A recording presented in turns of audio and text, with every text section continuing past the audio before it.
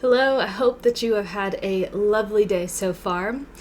I did not have an intention of recording a video today because I had just posted the Biblical Femininity and Problem with College video yesterday, and I have enjoyed reading through your comments and testimonies and feedback, and I will hopefully, by the time this video is uploaded, I'll have responded to them.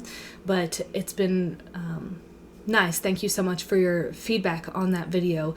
It was, for the most part, very positive, which has been very encouraging. I also think it's helpful for viewers to see positive testimonies in the comments. So for those of you that take the time to write a comment out and give feedback, it's very kind of you. And there has been just a few, I don't even know if I would call it pushbacks, but just different angles, different perspectives given. That's why I'm sitting down and doing this video, is because I thought it would be easier to process my thoughts in video. This is, if I were to go and get coffee with you at a coffee shop, this is probably what I would share with you, because I think sometimes comment sections can feel contentious because you can't hear the tone in which things are said.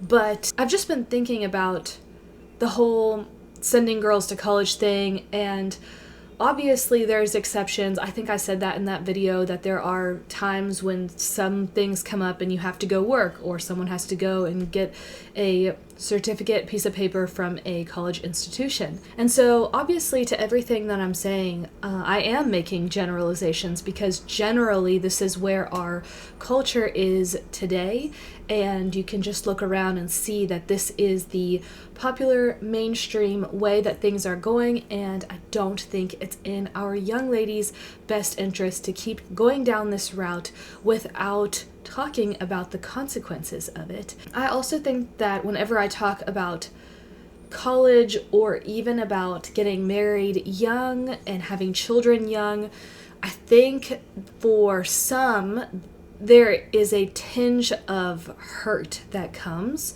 and I never want to make you feel bad for the circumstances that you're in. At the same time, I do think sometimes we need a wake-up revelation of the circumstances that we're in so we can change them, to hopefully make adjustments in our life and pray and start asking the Holy Spirit about what moves we can make, where He would like us to be, so that way we can place ourselves in a position to receive the desires of our heart. Instead of just going through the motions hoping that things will just someday work out, we can then start praying and asking God to help us and direct our steps, that we don't have to just go along with what culture has told us to go along with, what popular culture has told us to go along with. Maybe we can start praying for a different way. And I think that's what else I've been reflecting on with the whole going to college thing, and the pushback of, well, what if this happens? What if that happens? And I'm like, are we as Christians just not wanting to live a life of dependence upon the Lord? Do we not trust that He will come through for us? Like, that is the testimony, and that's what I want to encourage with you today. I am going to share my life after college, what I did, because everything that I did after university, you could do without going to university this day and age. You do not need to go to university for any of the things that I did after school, where I ended up meeting my husband, because oftentimes the pushback is, well, at least with Christian education, you go and you can meet a husband there. So I'll share all the things I did. And then I also want to make a note that we had an email once from a young girl that said her father really wanted her to go to this Christian college. He was going to pay for the whole thing, and he really wanted her to go there, but she didn't want to go to college, so she was struggling with what to do. And Scott and I, we got the email, we ruminated on it for a few days and prayed, and we thought, well, I think the biblical feedback to give her is to obey her father. She is within her father's household, and he's willing to pay for it. And when we're not yet married, we are still to be submissive to our fathers, because our fathers usually have the best interest in mind. If you are in a Christian household that's healthy and good, your fathers will have your best interest in mind. And so if he wants you to go to college, that would be the honorable, godly, biblical thing to do, would be then to go to college. Obviously, it's fine for you to process and talk to him about other options, because maybe for your dad, he just has never thought about another option for you. And if you mentioned another option of something you'd be interested in, he would be open to it. And so she had done that, I believe, if I remember right from the email. She did bring it up to him, and he was very firm on her wanting to go to college. And so our feedback was, well, honor him, go to college, but go with your intention being that you want to be a wife and a mom. Because if you go into college with that being your intention, then you're not going to be moved or swayed by the ways of college. You're not going to be brainwashed by socialism or brainwashed by liberalism that marriage is a burden, children are a burden, but rather go as a super feminine, beautiful girl, place yourself in positions around the high status young men on campus and get them to like you and marry one of them. That's a great option. If that's the way you want to do college, I think that that is a great option. And yeah, it can be done well. So if you're going to go to college, then have that as your intention. Keep that as the forefront of your mind. Another comment said that she came from an abusive home, so that was her only way of getting out of an abusive home, was to go to college. It was paid for, so she didn't go into debt. And again, there's exceptions to everything. If you are in an abusive home, it is for your best interest to get out of that abusive space. And if college is the only way to make that happen, then yeah, go to college, but then again, keep the intention in mind of why you're there, what your focus is, who you want to be. Do you want to be a wife and a mom? Then don't get distracted with the other things. And then there was a comment that said something like, well, the option is either go to college or go work at Burger King. And that is where we're going to talk about today, because that's just not true. If you don't go to college, you're not going to end up working at Burger King. Not at today's day and age. I mean, if you want to work at Burger King, you're more than welcome to, but there are an abundance of options of things to do. So for Scott and I, whenever we've been in a season, and this I did when I was in my single years, which I will get into, but I want to start out with this because I think it's very helpful. No matter the season of life you're in, what Scott and I always do when we feel like we are at a crossroads in our life and we need to make a change, we make a list of 5 options. What are 5 things that we could possibly do? And then we start praying about those things. And the last time we did that, we could only come up with 4 things. So we're like, okay, well, clearly we cannot come up with a 5th thing that would be enjoyable. So we're going to leave room for the Holy Spirit. And Holy Spirit, if we cannot think of one of the things that you want us to do, will you direct our steps to that thing? And that was 2 years ago when we moved. And we made that list on July 4th. I remember we were at this little country lake restaurant writing our list down. And within 2 or 3 weeks, we got a phone call and Scott got this opportunity, and that's why we ended up moving. I do think that it was the Holy Spirit directing our steps, almost preparing our hearts for that phone call of, okay, when this phone call happens, you know it's going to be from me because you just left room for me to work in your life. And so opportunity knocks, and that was the 5th thing. And so that is something that you can do as a high schooler. If you're trying to figure out what you want to do, what are things that interest you? This is the blessing of having parents who are very involved, who know you, who know what you're good at. They can help you process things of, if I could do anything, what could I do? And there are so many options out there today of things that you could do. Is there a family friend who has a business that you could work for? You could do administrative stuff for, you could do any type of work for them. I have a friend and she did that. She worked for family friend's business and she ended up marrying the owner's son, and they have a beautiful family today, and praise God. Is there a camp nearby or something where you can live at home, an activity thing of what you could do? There are summer camps galore in the summer if you want to work at a summer camp. I have another friend who worked at a summer camp, and that is where she ended up meeting her husband. So I'm just throwing out options. There are so many things in today's world that you could be doing that you wouldn't necessarily have to go to college to meet your husband or to make an income. You can still make money without having to work at Burger King if you don't want to work at Burger King, if you don't want to work at any fast food place. You could work at a gym, and you never know if you'd meet your future husband there. You could work as a waitress and serving. You never know if you could meet your husband there. And so with my story, what I did after college, I went to school for graphic design. I ended up getting a job at a seminary as a graphic designer. And again, in today's day and age, you do not need to go to college to do graphic design work. There is an abundance of online tutorials that will teach you. You can learn the Adobe Suite online for free from YouTube videos, or if you wanted to pay money for courses, you could do that. And there is just an abundance of opportunities with graphic design. And what a lot of places are looking for is a portfolio to show that you can actually do the work. That's what people like this day and age. So for my first year and a half after college, I worked at a seminary as a graphic designer, and I hated it. I cried so much going to work because I worked in a basement. It was dark. I was staring at a computer screen all day. I lived in 30 minutes away from where I worked. I just didn't enjoy it. It didn't feel like life-giving to me. And I remember thinking, like, is this really what I'm going to do for the rest of my life? This is terrible. At my about year and 2-month mark of being there, I was like, okay, I have to do something. I cannot stay here. And so an opportunity came up that my sister and I were interested in going to a mission school. And we looked into one that was 8 months, and we seriously considered that one. I think it was 8 months. It was longer. I don't know how long, maybe 10 months. I don't know. I think it was from August until May. So that was an option. But then we found out that they were opening up a 6-week school, and that then stood out to us. So we ended up applying, got accepted to this mission school in Lake Tahoe, California, and quit my job.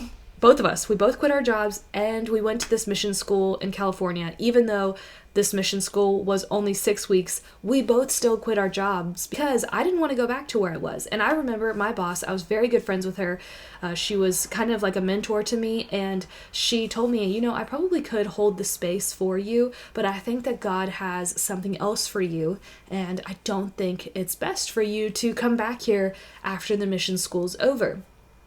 And so we quit our jobs. It was terrifying. It was so scary. Here I was doing the thing that I went to college for, and now I'm quitting it after a year and a half to go to a mission school across the country that's only 6 weeks long. And it was just wild. We were moving out of our house, and we were putting our full trust and faith and dependence on the Lord. And again, every single time in my life that I've been like, God, I'm putting everything on you, that if you don't show up, I'm not going to make it.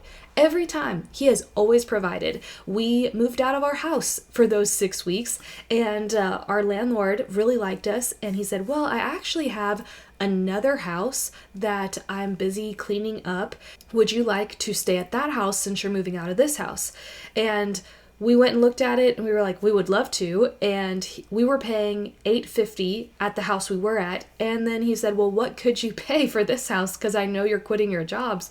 And we told him we could pay $600 of rent, so $300 each. So he not only agreed to us paying $600 a month for rent, but he held it for us for the 6 weeks that we were gone. So that way when we got back, we already knew we had a place to live. So God was just so faithful in providing for us. So we go into this mission school in Lake Tahoe, had an amazing time. I ended up meeting my small group leaders. He was from South Africa, she was from America, and at the end of the trip they said, if you ever want to come to South Africa, you're more than welcome to, because they were moving back there to start their mission program. And so I was like, oh yeah, I would love to go to South Africa, but for now I feel like I'm supposed to go back to Kentucky. I feel like I'm supposed to be doing something in Kentucky. So we left mission school, my sister and I moved back to Kentucky, and I started working at Trader Joe's.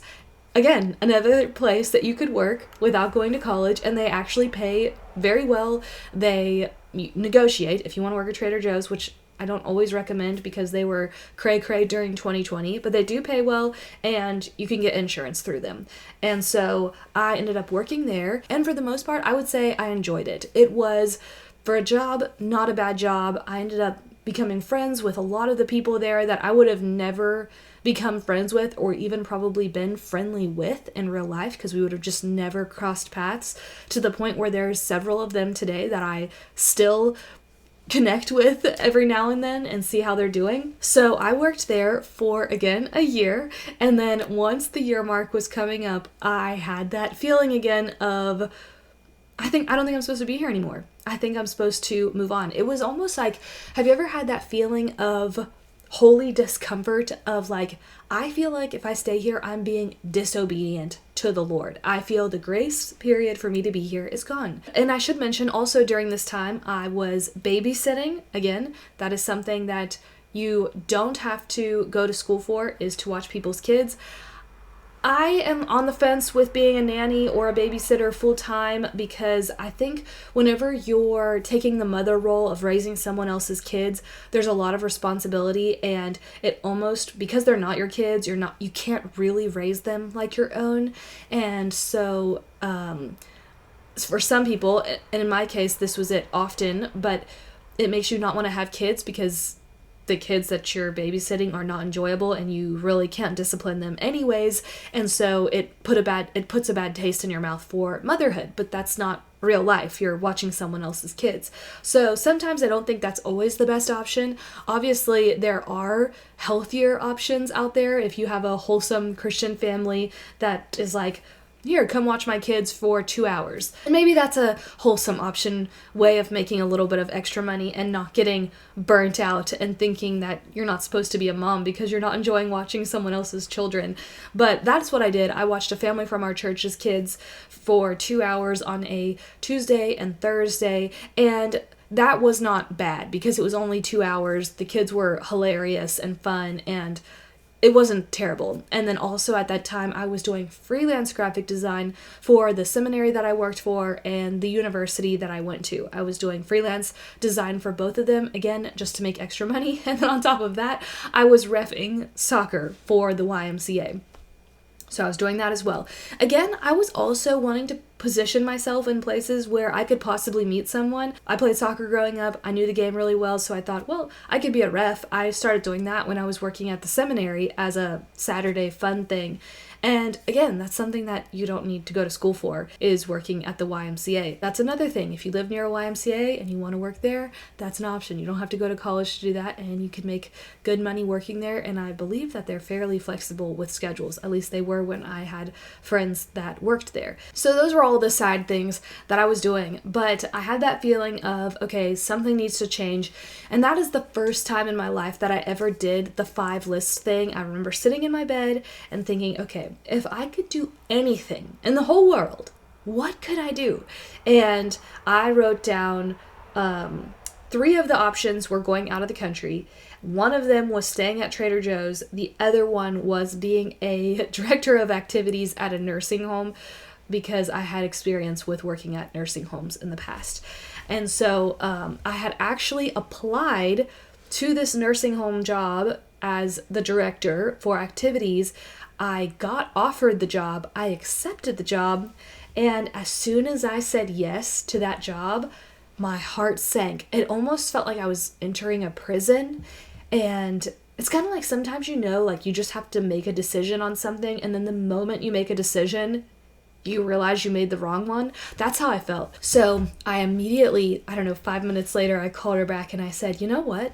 I don't think I'm supposed to do this. As soon as I said yes, I just have a strong feeling that I'm not supposed to work for you, and I'm so sorry. And she was very kind and considerate, but now I'm back at square one of figuring out what I'm doing. And I do want to mention, when I made that list, I thought to myself, okay, what are the things that I can do in my own strength, and what are the things that only God can do for me?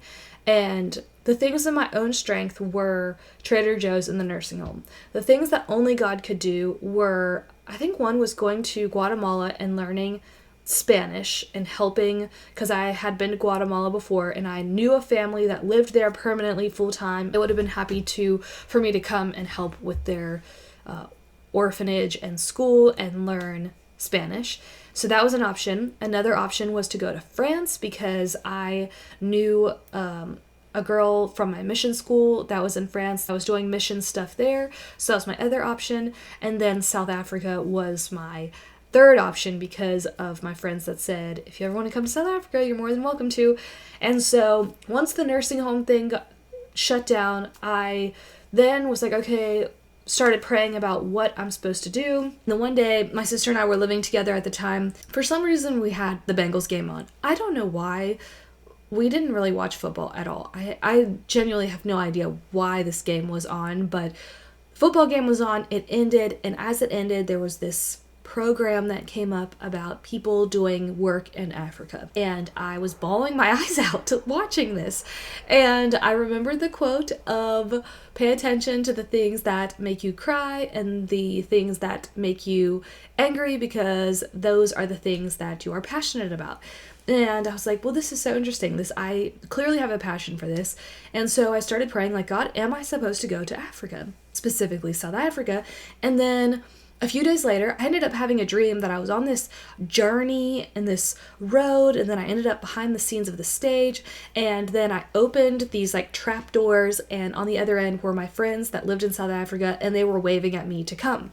And then that was the end of my dream. And I was like, I feel like God is speaking to me. So then a few days later, I ended up going to this church that I ended up going to actually, but at this time, I wasn't really committed to going to this church. It was kind of new. We had known people who were there, and I went by myself, and behind me there was a man sitting that I had met a few years earlier, because my friends and we went praying in a hospital for people, and we ended up praying for this man's wife's grandfather in the hospital, and that's how I met this guy years prior. And this man ended up being a very influential Christian man in this city, and so he happened to be sitting behind me in that same church.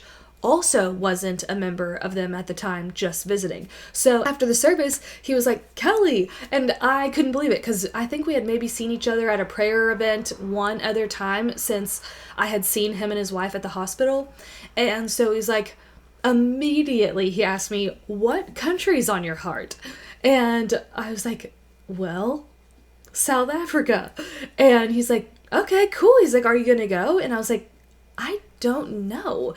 And he's like, what do you mean you don't know? And I was like, I don't know. I guess I don't have the money, and it would be out of my comfort zone, and my sister, she would have to find a roommate. And he was like, okay, well, give God 2 months to provide you the money, and he will. And it's always a good thing to get out of your comfort zone, and trust that God will provide your sister a roommate. And that was it. That was the end of the conversation. It was done. And I had a lot to ponder on after that conversation, thinking, God, do you want me to go to South Africa?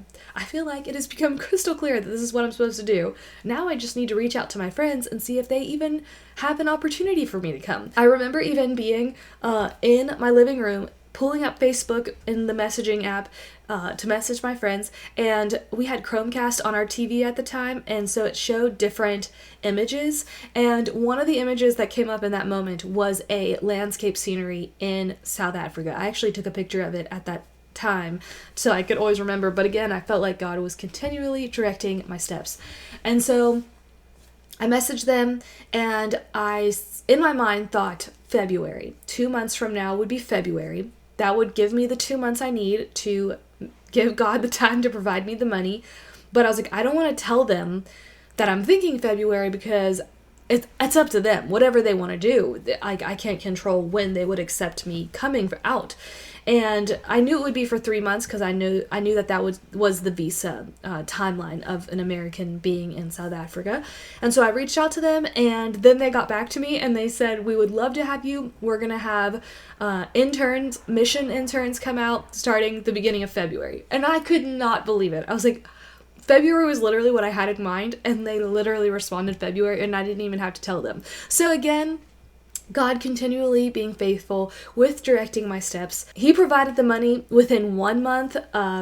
I was selling journals, and a lot of people bought journals, and then there was a man from my church that ended up pretty much paying for my whole trip, and he hardly knew me. It was just a huge financial blessing. God put it on his heart to give me a specific amount of money, and ended up being more than the money that I needed, and it was a huge blessing. So God not only provided for me to go, but I gave him 2 months and he provided in 1 month.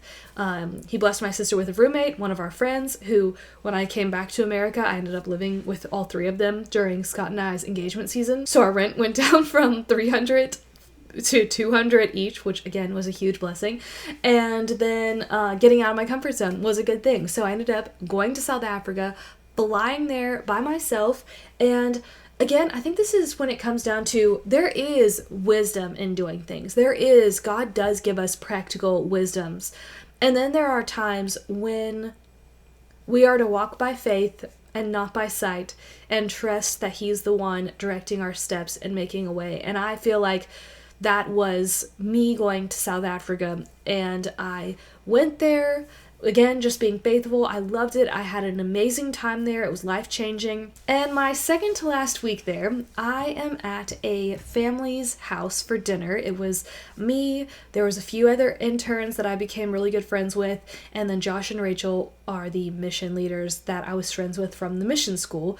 And Josh had mentioned often saying, my friend is coming, he's going to come visit us, but it kept getting delayed, postponed, and he was really talking up this guy. And so finally, this night, April 18th, 2016, I'm at this family's tropical backyard, and in comes this guy with long hair, Tarzan looking hair, very tall, and with a giant smile on his face. And I thought, this is the friend that he's been mentioning. He's here. And you know, when you like someone, you have this like, okay, I definitely could be interested in him, but I'm leaving in a few weeks, and I do not want to show that I'm interested in him because I do not want to freak him out by being an American girl that is interested in him. So he actually came up to me, we greeted each other, talked, and then he went and talked to other people, and I went and talked to someone else. And then we sat down for dinner. He was like diagonally from me, but 2 people over. The host of the party, the woman, she had asked him, she said, so are you dating anyone? And I tried to like play it super chill, but I was like, I'm interested in hearing, is he dating anyone? And he was like, no, I'm intentionally single. I'm just pursuing the Lord right now. And I was like, noted, not interested in dating anyone. And I am going to start using that line from now on because I like that. Intentionally single. I'm not desperate. I'm intentionally single while also journaling nearly every day, praying for my future husband. But I do want to pause the story there and say there is power in praying for your future husband. And if you don't do anything else, if you don't take any other piece of advice from anything that I ever say, if you're single, pray for your future husband. God will honor that, and I have seen that in my own life of prayers answered, promises fulfilled, to the point where this was April 18th, 2016. April 17th, 2011, I am at Asbury University. There was this all ties together, but I'm going to show you how faithful God is. The Asbury was having some once a year, I think it was called Highbridge or something, where guys would ask the girls out on these dates to go to this performance or plays or something. And no one asked me to go, or my friends, so it was fine. We all went together, had a great time, but I went back to my dorm room that night, and I remember sitting in front of the mirror and being so sad and thinking, I just really want to be married. That's all that I want. I just want to be married. And I said to God, God, when am I going to meet my future husband? Almost out of frustration. And in my mind, immediately, 5 years. And I was like, 5 years? There is no ways. I'm not going to wait 5 years. That is way too long. And I don't think that was from you, God. That was April 17th, 2011. Fast forward 5 years and 1 day, I met Scott. April 18th, 2016, and I knew it. On that day, I knew it was the 5 year and 1 day mark. That Sunday, because it was a Monday, and so that Sunday when it came around, I thought, wow, 5 years. Who would have thought I would be in South Africa on this 5 year mark? And then in comes Scott the next day, walking in saying that he is intentionally single. So that whole week, I pretty much avoided him like the plague. He would come up and try talking to me several times. One of my friends that was also an intern there, the first day, I was sitting on the tire playing with the kids. Because what I was doing there was, it was called Stony Drift, and it was a rubbish dump where, they dumped rubbish, but there was a community that lived within the rubbish dump that used the rubbish to make houses. And so Josh and Rachel started a preschool in there and a soup kitchen. And so basically my role was helping with the preschool, which I loved so much. It was very dirty. It was hard. I saw worms. I saw death. I saw murder. I saw sickness, poverty, everything you could imagine that's like not ideal was there. And still, I loved helping. I loved being there. I loved serving. I loved the children so much. I liked learning the language.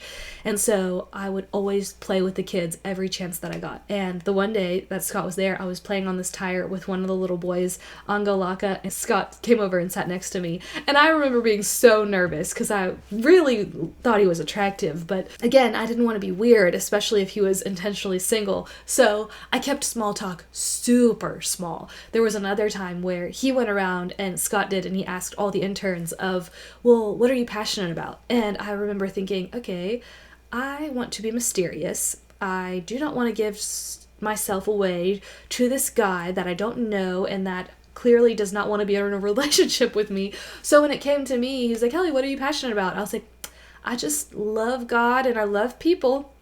And that was it. Like, cold as ice. And that was pretty much my whole week with him. Was very cold. I was pleasant. I smiled. I was playful with the kids. But as far as my interaction with him went, I just did not want to create an idea in my mind of something that wasn't real. And so I really just played it chill. And I was like, you know what? My focus is to be with these kids. I think this guy's great. At the end of the week, though, I've been around him long enough to see his character, and he blew me away. He would open doors for us. We went to a worship night where all of the men would always sit on the couches, and the girls would sit on the floor, and we walk in. He was sitting on a couch. As soon as the girls walk in, he got up and he sat on the floor. That stood out to me. He was always helpful of like, oh, can I make drinks? Can I do this? And that stood out to me. And I just was really even more attracted to him the more I got to know him. Seeing him interact with the kids and playing with the kids, I couldn't help but like him. And I was texting my sister the whole time, telling her about him because I was like, I really like him. But I didn't want to get my hopes up. So I didn't know this, but he ended up staying an extra day to try to talk to me. I just thought he was always going to stay until Saturday, but the plan for him originally, before he met me, was to leave on the Friday. He ended up delaying it an extra day, and that extra day, we all went cliff jumping. And so we go to this spot, and so you kind of have to hike a distance to get to this spot where you jump off the cliffs. And we are walking there. Every time he comes up to me to start talking, someone would come in between us and interrupt, and it constantly felt like we were getting interrupted. And I was like, you know what? I'm not going to do this. Like, if it doesn't work out for us to have a conversation, because at this point I was like, if he talks to me, I'm going to talk to him back because I like him. But it just would not work. We do the cliff jumping thing, which we both agree we would never do again. We were doing it both to impress each other. I'll put clips in here because I think it's fun. Going, oh my gosh, you can do it. Ah, go Scott. Oh my gosh.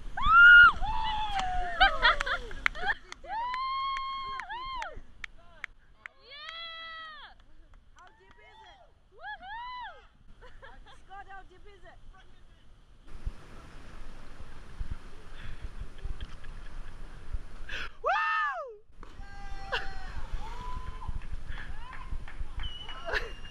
So we did that. At the end of the night, Scott was going to leave the next morning, so he said bye to all of us interns. And I remember him saying, maybe I'll see you again someday. And that was it. That's all he said. And I thought, any guy who liked me would not just say, maybe I'll see you again someday. And so that was it. He left. I went into the house that I was staying at, and I went into my room, and I thought to myself, I blew it.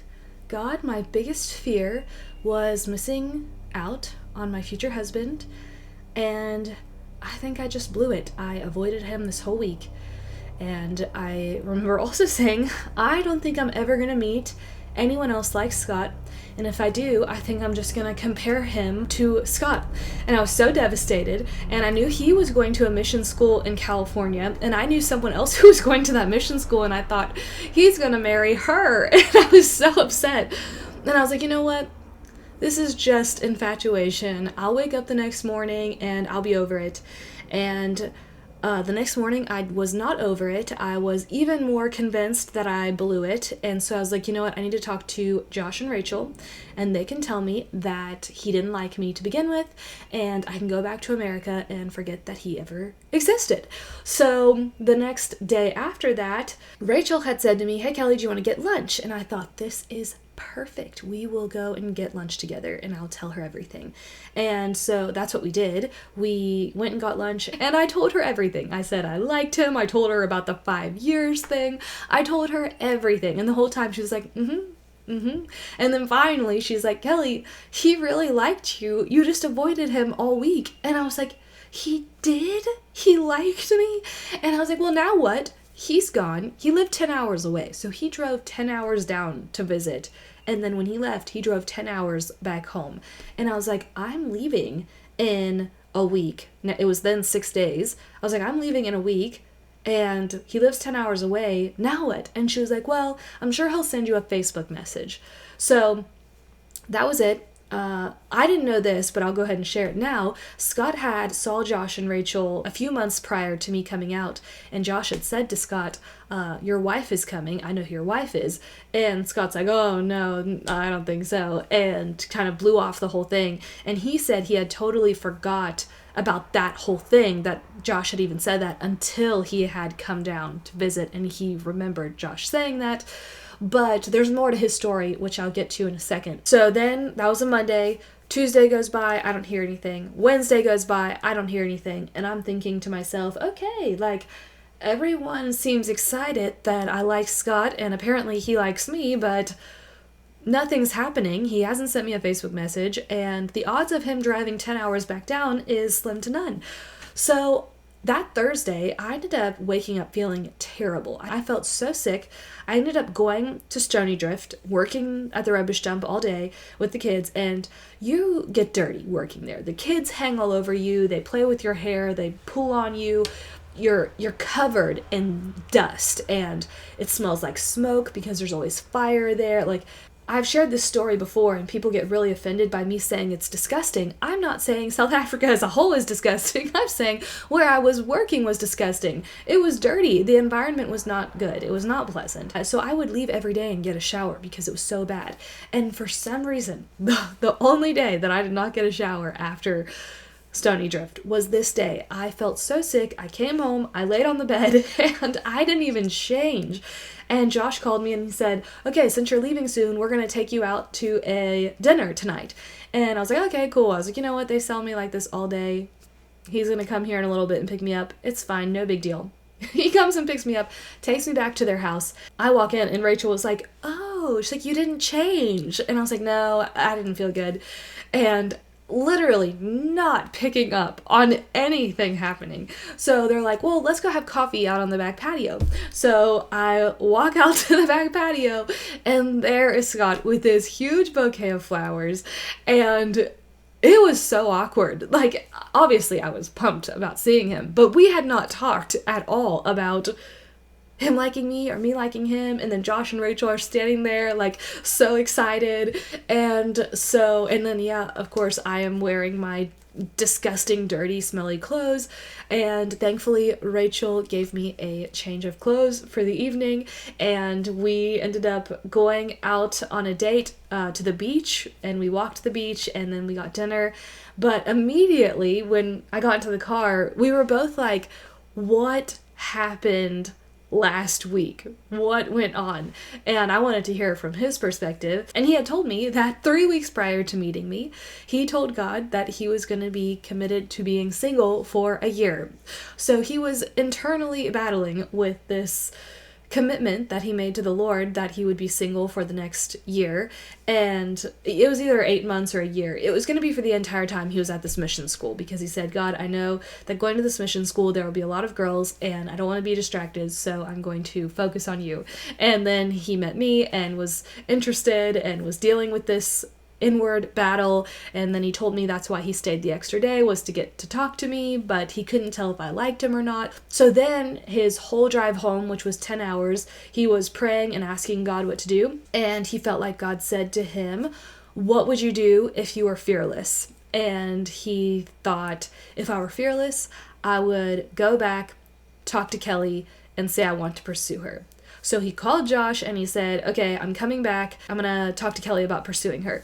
And Josh was like, we don't even know if Kelly likes you. You're going to drive 10 hours and to talk to her, and you could get turned down. So that was why Rachel asked to meet up with me, was because Scott was already planning on coming down without knowing where I was, and they wanted to make sure he wasn't wasting a trip or embarrassing himself. So obviously, I was so excited. This was my first boyfriend. I was 25 years old, never had a boyfriend, never even been on a date.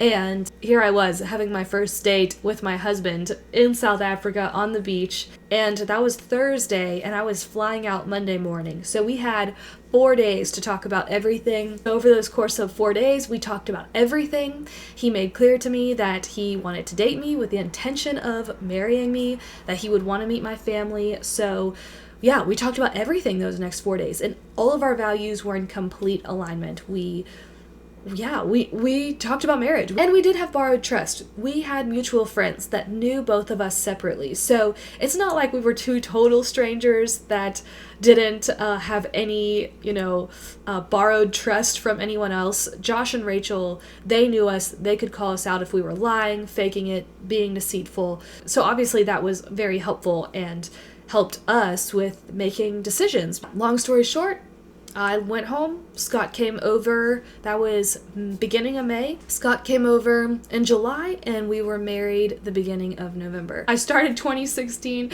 never having had a boyfriend to being married by the end of the year. So you never know the and suddenlies of God. You never know what things you decide to do in this season will be how God directs your steps in future seasons. Had I not quit my job at the seminary to go to this mission school in Lake Tahoe, I would have never met Josh and Rachel. Had I never met Josh and Rachel, I would have never went to South Africa. I would have never met Scott had I had those other things God not directed my steps with.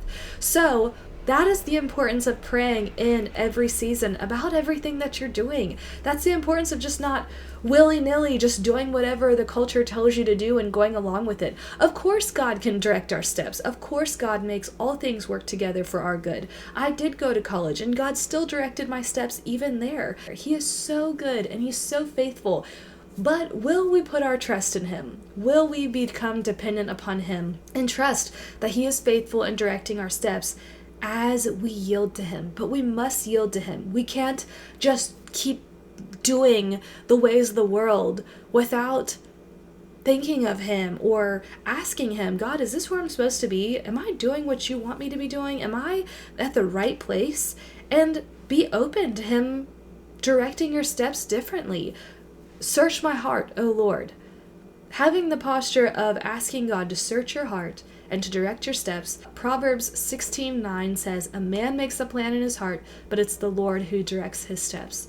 So make a plan in your heart and see how God directs your steps. And so I hope this has been encouraging to you, for those of you who are single, that you can start asking God if there's a place you should go, a way you should change your scenery, change your environments. Where is there a possibility that you need to go somewhere, and you never know how being at this certain place might introduce you to this certain person. Be open to the Holy Spirit directing your steps. So I hope that this testimony was encouraging for you, no matter the season of life that you're in, that God is faithful and he is worthy of all of our trust. I hope you have a wonderful rest of your day. God bless you.